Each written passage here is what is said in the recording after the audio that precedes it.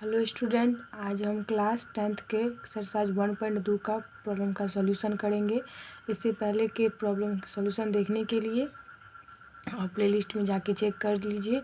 Exercise 1.1 और इसके basic concept का वीडियो हमने डाल दिया है, आप प्लेलिस्ट में जाके चेक कर लीजिए। चलिए आज हम एक्सरसाइज 1.2 का सॉल्यूशन करते हैं। तो देखिए हमारा क्या क्वेश्चन है। देखिए हमारा पहला क्वेश्चन क्या कह रहा है, निम्नलिखित संख्याओं का अभाज्य गुणनखंड के गुणनफल के रूप में व्यक्त कीजिए। इसको हमको कह रहा है कि हमारा पहला क्वेश्चन जो है तो उसको बोले अभाज्य गुणनखंड के रूप में इसको व्यक्त करने के लिए। तो हमें चलिए दिखाना है, इसको अभाज्य गुणनखंड करके तो दिखाना है। तो चलिए इसको हम अभाज्य गुणनखंड करके इस क्वेश्चन का सॉल्यूशन करते हैं। देखिए क्या है हमारा पहला क्वेश्चन है हमारा 140। इसको बोला निम्नलिखित संख्याओं को अभाज्य गुणनफल के रूप में व्यक्त कीजिए। चलिए हम इसको अभाज्य गुणनखंड के रूप में व्यक्त करते हैं। जैसे देखिए यहाँ पे 140 है, तो 140 को अगर हम 2 से डिवाइड करेंगे तो 2 से ही क्यों डिवाइड करेंगे, क्योंकि सबसे पहले हमको छोटी अभाज्य संख्या से अभाज्य गुणनखंड करना पड़ता है। तो यहाँ पर सबसे छोटी अभाज्य संख्या 2 है। अगर 2 से इसको डिवाइड नहीं होता है, अगर 2 से वो फैक्टराइज नहीं होता है तो फिर हम उसको 3 से करेंगे। लेकिन 2 से डिवाइड होने का क्या है, जिसके इकाई स्थान में क्या है, इकाई स्थान में 0 2 4 6 8 0 2 4 6 8 है, वो 2 से डिवाइड हो जाते। तो इसके इकाई अंक में जैसे कि देखिए यहाँ पर कितना है, 0 है। इसको हम 2 से डिवाइड करेंगे तो कितना आया, 70। 270 या 40 और 0 थी। फिर इसको मैं 2 से डिवाइड करें क्योंकि इसके इकाई अंक में भी 0 है। तो इसको हम अगर 2 से डिवाइड करेंगे कितना आया, 35। तो 35 आया। तो उसके बाद देखिए ये 3 से तो डिवाइड नहीं होगा। अगर इसको आप ऐड कीजिए, 5 और 3 कितना होता है, 8 होता है। इसको ये 3 से डिवाइड नहीं होगा, इसीलिए हम इसको डिवाइड किससे किए, 5 से। 5 से डिवाइड होने का क्या है मतलब, जिसके इकाई अंक में 0 और 5 रहे वो निश्चित रूप से 5 से डिवाइड होगा ही। तो अगर 0 रहता तो हम पहले ट्रू से लगा देते। तो यहाँ पर 5 है, 5 तो लगेगा हमारा कितना, 5 से। तो 5 से 1 जा 35, फिर 7 तो इसको हम अभाज्य गुणनखंड के रूप में कैसे व्यक्त करेंगे, लिखेंगे 140 का अभाज्य गुणनखंड। तो कितना आया, 2 गुने 5 गुने 7 और 2 का स्क्वायर गुने 5 का 7, यानी कि 2 हमारे कितना है, 1 और 2। तो इसीलिए 2 का स्क्वायर गुने 5 गुने 7। तो देखिए दूसरा क्वेश्चन क्या है, 156 कितना है, 156। फिर देखिए यहाँ पर 6 है, तो इसका मतलब ये 2 से डिवाइड होगा। तो 2 से डिवाइड किया तो कितना आया, 78। फिर ये इसके इकाई स्थान पर कितना है, 8 है। फिर ये भी 2 से डिवाइड होगा। तो 2 से डिवाइड हुआ तो कितना आया, 39। अब 39 को देखिए 3 से क्या शर्त है कि वो डिवाइड होगा। 3 से हम कैसे पहचानेंगे किसी भी अंक को जो वो डिवाइड 3 से हो रहा है या नहीं। देखिए इसको आप ऐड कीजिए, जैसे 3 + 9 कितना आया, 3 + 9। तो यहाँ पर कितना है, 12 आया ना, 12 आ गया। तो 12 आया तो इसका मतलब ये 3 से डिवाइड हो रहा है कि 3 4 जा 12 होता है। तो ये डिवाइड हो रहा है, इसी का मतलब ये है कि ये 3 से डिवाइड हो जाएगा। अब 3 1 जा 3 और 3 3 जा 39। तो यहाँ पर 30 क्या हो गया, डिवाइड हो गया। तो इसका अब देखिए इसको मुझे क्या करना है, अभाज्य गुणनखंड के रूप में व्यक्त करना है। तो कितना आया, 156 का अभाज्य गुणनखंड कितना आ गया, 2 गुने 2 गुने 3 गुने 13। तो 2 का स्क्वायर गुने 13 गुने 13। तो यहाँ पे आ गया तुम्हारा अभाज्य गुणनखंड के रूप में हमने व्यक्त कर लिया है। अब तीसरा क्वेश्चन देखिए, तीसरा क्वेश्चन कितना है, तीसरा क्वेश्चन देखिए यहाँ पे, देखिए यहाँ पर हम सबसे पहले 2 से डिवाइड नहीं होगा क्योंकि इसके इकाई अंक में क्या रहना चाहिए, 0 2 4 6 8। तो यहाँ पर है, देखिए यहाँ पर है नहीं ना इकाई अंक में, तो इसका मतलब ये है ये 2 से डिवाइड नहीं होगा। तो अब 3 से करके देंगे। अब इसको ऐड कीजिए, 8 3 कितना हुआ, 11 11 2 कितना हुआ, 13 13 5 18। इसका मतलब कि 3 6 जा 18 आता है। इसका मतलब ये 3 से डिवाइड हो जाएगा। तो इसको अगर हम डिवाइड किए कितना आया, इतना। फिर ये हमारा 3 से डिवाइड होगा, फिर हमारा 5 से ये डिवाइड हुआ, फिर 5 से लगा, फिर 17 से। अब इसको क्या करेंगे हम, अभाज्य गुणनखंड के रूप में व्यक्त करेंगे। तो अभाज्य गुणनखंड हमारा कितना आया, 3 गुने 3 गुने 5 गुने 5 गुने 17। तो यहाँ पर कितना है, 3 हमारा कितना है, 2, 3 का स्क्वायर, 5 हमारा कितना है, क्यों क्योंकि गुना के यहाँ पर देखिए इसका पावर 1 और इसका पावर 1 होता है ना। आपको अगर इससे पिछले वाला वीडियो अगर आप देखे होंगे तो आपको पता होगा कि गुणाम पावर क्या होता है। अगर ऐसे रहे गुणाम पावर हमारा क्या होता है, ऐड होता है, 1 पावर m प्लस n होता है ना। तो यहाँ पर m और n की जगह पर कितना है, 1 है, तो 1 पावर 1 प्लस 1 करेंगे तो 2 हो जाएगा। इसीलिए गुणाम पावर क्या होता है, ऐड होता है। इसीलिए 3 का पावर स्क्वायर गुने 5 गुने 17।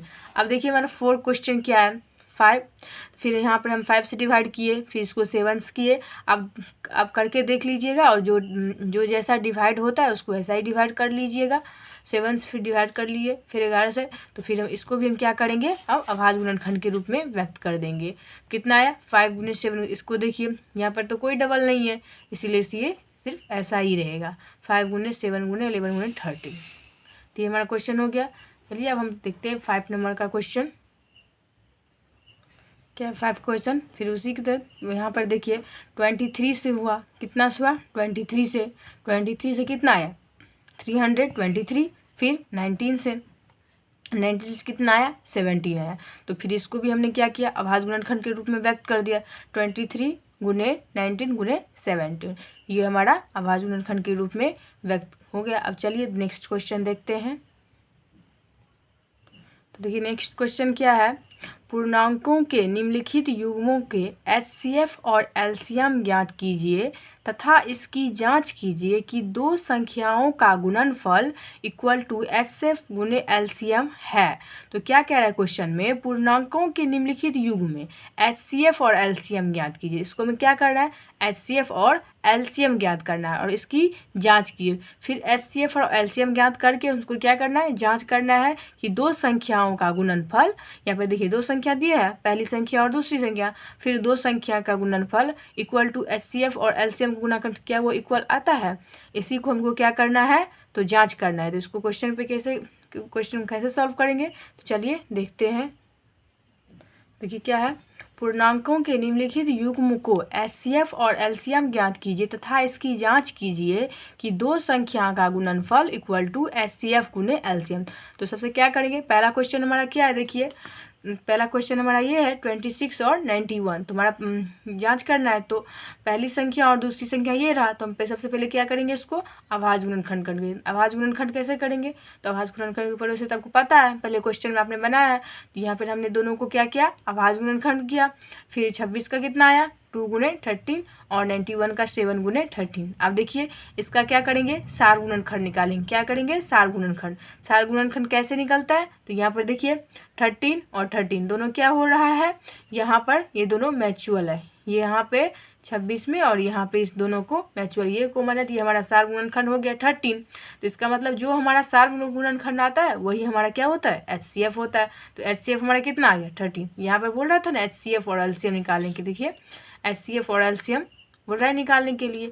तो अब हमको HCF तो निकल गया, हम अब क्या निकालेंगे, LCM। तो LCM कैसे निकलेगा, सबसे पहले आप क्या किए, जो हमारा HCF निकला था वो दे दिए, 13 दोनों को मना, तो इसमें बचा क्या, 2। फिर क्या बचेगा, 2 और 7। तो 13 भी HCF भी ले लिए और 2 गुने 7 भी ले लिए। अब दोनों क्या करेंगे, मल्टीप्लाई करेंगे। क्या करेंगे, मल्टीप्लाई करेंगे, तो कितना आया, 182। तो अब यहाँ पर हमारा HCF भी निकल गया और LCM भी निकल गया। तो HCF और LCM कैसे निकल आपको पता है। तो HCF और LCM में कोई प्रॉब्लम हो रही तो आप दूसरी बार वीडियो देख लीजिए, तो आपको अच्छा से समझ में आ जाएगा। अब देखिए यहाँ पर क्या है, अब हमको क्या करना है, यहाँ पे जांच करना है। वो क्वेश्चन में कह रहा था ना, जो HCF, देखिए क्वेश्चन क्या कह रहा था, जो HCF और LCM ज्ञात कीजिए और तथा इसकी जांच कीजिए कि दो संख्या में। तो HCF और LCM हम तो निकाल लिए, अब हमको क्या करना है, इसको अब जांच करना है। देखिए तो दो संख्या का गुणनफल कितना दिया है, दो संख्या का गुणनफल इक्वल टू LCM गुने HCF। तो हमारा दो संख्या कौन सी है, पहली संख्या हमारा क्या है, पहली संख्या देखिए क्या, 26 और 91। तो पहली संख्या हमारा 26 और 91 है। तो पहली संख्या गुने दूसरी संख्या, दोनों संख्या का गुणनफल कह रहा है, इसीलिए पहली संख्या गुने दूसरी संख्या और एलसीएम गुने एचसीएफ। तो पहली संख्या हमारा 26 है और दूसरी संख्या हमारा कितना है 91 है, और हमारा एलसीएम कितना निकला 182 और एचसीएफ कितना निकला है 30 निकला है। तो हम दोनों को क्या करेंगे मल्टीप्लाई करेंगे, तो दोनों हमारा क्या आ गया, दोनों सेम आ गया। तो ये हमारा क्या हो गया, जांच हो गया, प्रूव। अब हमारा दूसरा क्वेश्चन क्या है, ये देखिए। दूसरा क्वेश्चन हमारा है 532। यहाँ पर पहली संख्या कितना है 510 और दूसरी संख्या कितना है 92। तो इन दोनों का क्या करेंगे हम अभाज्य गुणनखंड करेंगे। क्या करेंगे अभाज्य गुणनखंड करेंगे। तो अभाज्य गुणनखंड करने पर कितना आया देखिए 502 गुने 3 गुने 70 गुने 5 और 92 का कितना आया 2 गुने 2 गुने 23। अब इसका सार गुणनखंड कैसे आएगा, तो यहाँ पर देखिए 2 और 2, इसमें भी है 2 और इसमें भी है 2, ये हमारा कितना आ गया देखिए, इसमें भी 2 और कहीं पे है तो यहाँ पर नहीं है, तो 2 ही है। तो हमारा सार गुणनखंड कितना आया 2। तो जो सार गुणनखंड हो तो वही क्या होता है एचसीएफ होता है। तो एचसीएफ हमारा कितना आ गया 2। अब हम क्या करेंगे एलसीएम निकालेंगे। क्या करेंगे एलसीएम निकालेंगे। तो एलसीएम कितना है एलसीएम एचसीएफ हमको कितना निकल गया 2। उसके बाद क्या बचा है 3 गुने 70 गुने 5, तो 3 गुने 2 गुने, यहाँ पर क्या है 2 3 गुने, यहाँ पर फिर 2 है तो 2, फिर देखिए 5 है तो 5, फिर 70 है तो 70, फिर 23। तो यहाँ पर कितना आ गया हमारा एलसीएम कितना आ गया 23,460। अब हमको इसको क्या करना है जांच करना है। क्या करना है जांच करना है। तो देखिए तो अब क्या करेंगे जान, दो संख्या का गुणनफल इक्वल टू एचसीएफ गुने एलसीएम। तो पहली संख्या गुने दूसरी संख्या इक्वल टू एचसीएफ गुने एलसीएम।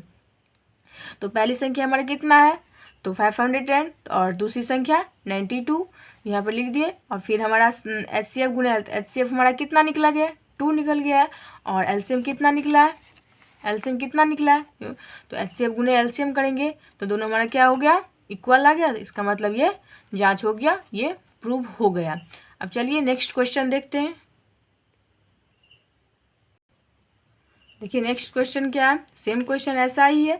तो यहाँ पर क्या हुआ पहली संख्या हमारा 336 और 54 है। तो इसको हम क्या करेंगे अभाज्य गुणनखंड करेंगे। अभाज्य गुणनखंड पर कितना आया 336 का अभाज्य गुणनखंड कितना आया 2 गुने 2 गुने 2 गुने 2 गुने 3 गुने 4, और 54 का कितना आया 2 गुने 3 गुने 3। इसका यहाँ पर सार अंतर कितना निकला, यहाँ पर देखिए ये दोनों, उसके बाद कितना है ये, फिर ये दोनों कितना है 2 और 3। तो 2 और 3 हमारा क्या होगा 2 गुने 3 2 गुने 3, यहाँ पर कितना आ गया 6 आ गया।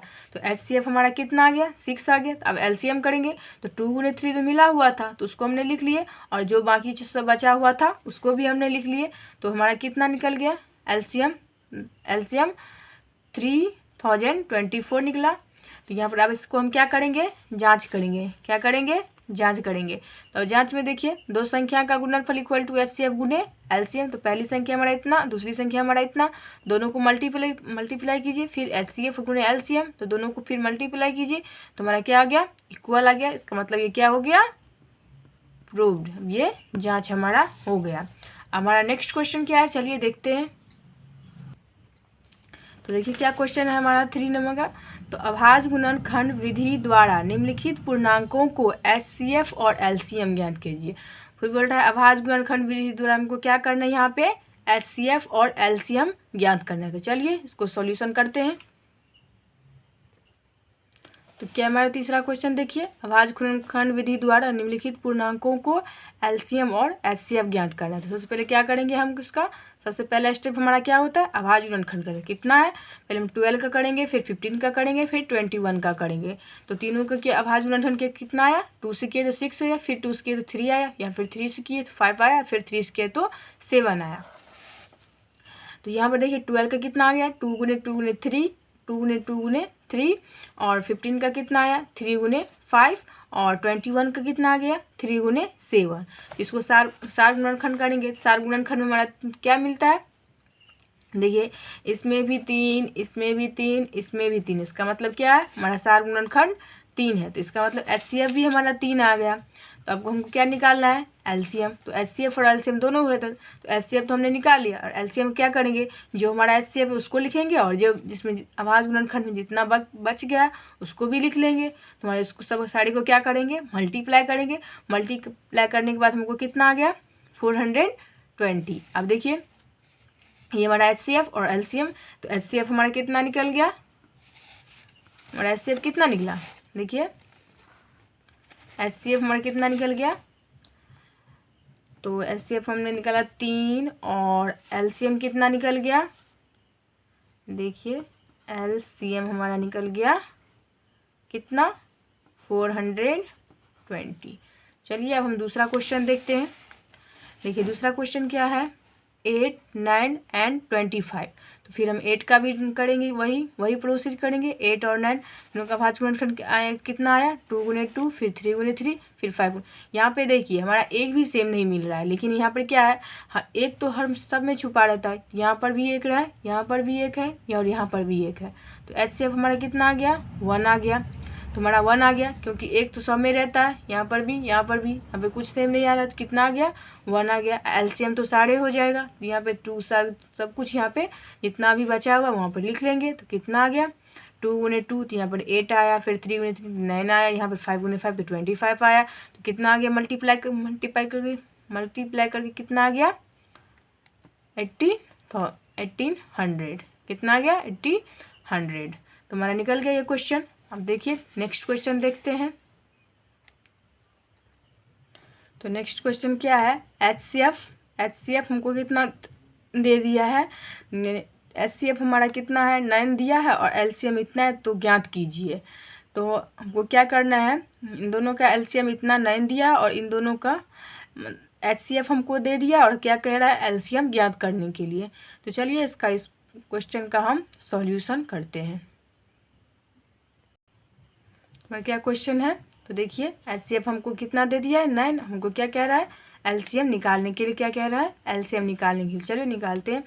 तो देखिए पहली संख्या हमारा कितना दिया है, इतना, दूसरी संख्या हमारा इतना दे दिया है, और एचसीएफ हमको कितना दे दिया है, 9 दे दिया। तो पहली संख्या बराबर इतना, दूसरी संख्या बराबर इतना, और एचसीएफ बराबर इतना। तो हमारा एक फॉर्मूला होता है, एलसीएम गुने एचसीएफ इक्वल टू पहली संख्या गुने दूसरी संख्या।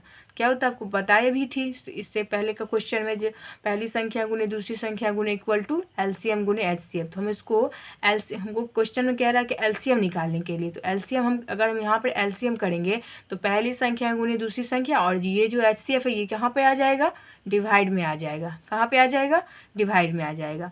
तो एलसीएम हमारे कितना है, तो पहली संख्या हमको दे दिया है, कितना दिया है, तो इतना, और दूसरी संख्या इतना। तो दोनों का क्या करेंगे, मल्टीप्लाई करेंगे। क्यों, क्योंकि फॉर्मूले में पहली संख्या गुने दूसरी संख्या दिया है, तो पहली संख्या गुने दूसरी संख्या इतना, और एचसीएफ हमारे कितना दे दिया है, 9 दे दिया है, इसलिए 9 दे।